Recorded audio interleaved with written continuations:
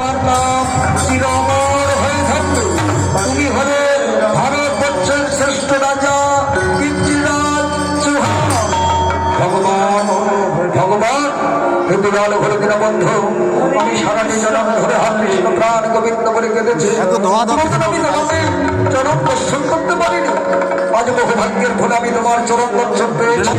একটু দাঁড়াও ভগবান, একটু দাঁড়াও। আজ আমি তোমার চরণে আমার দেহ মন প্রাণ যৌবন সপিয়ে দে।